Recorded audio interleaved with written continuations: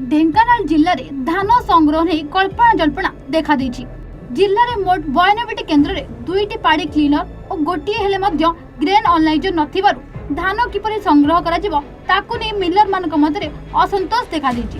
ढेंकानाल जिले में खरीफ जनवरी 8 तारिख पर्यायक्रमे 54,558 जन पंजीकृत कर चाषी मानक 88 गोटी मंडी माध्यम 13,95,308 क्विंटाल धान संग्रह कर लक्ष्य धार्य कर मंडी में पर्याप्त सुविधा शीघ्र धान उठा निया पदक्षेप चोरा चालाण होता धान गुड़ी को जबत करने गत थर मंडी में उपजुवा विभिन्न समस्या पुनरावृत्ति न घटा चाषी मैंने जपरी कटनी छटनी शिकार न होबे से दृष्टि दि जाऊ।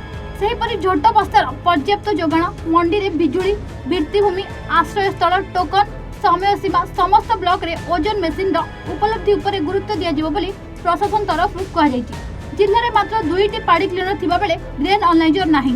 तेबे 88 केन्द्र में किपरि धानर मान परीक्षण ताकु नै प्रश्नबाजी सृष्टि होईछि। समस्त मिलर मानकर आज बैठक चली साप्ताहिक प्रति सप्ताह आम गोटे गोटे मीटिंग कर आज साप्ताहिक मीटिंग रही आमर डिस्कसन होती।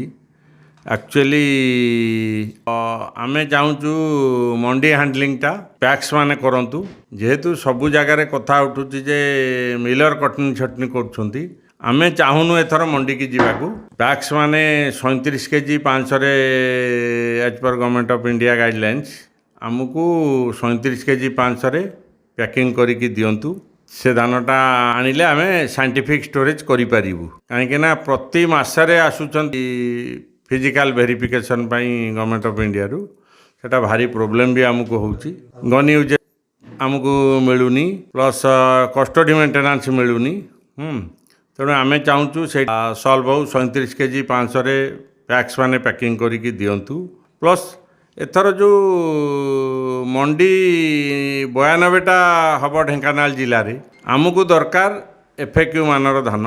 एफएक्यू मानर धान केमती निर्धारण हम मंडी रे कौन सुविधा नहीं। 2टा पैडी क्लीनर अच्छी 92टा मंडी जगार 2टा पैडी क्लीनर अच्छी आउ ग्रेन एनालाइजर तो गोटे भी नहीं। तेणु आम चाहूँ मंडी को प्रॉपर इक्विपमेंट दियंतु जो थरे कि धानर मानटा निर्धारण हो पार आउ आम जिलू सुरखुरे धानटा उठिबो। ढेंकानाल जिल्लारू अक्षय कुमार नंदन रिपोर्ट एवन ओडिशा।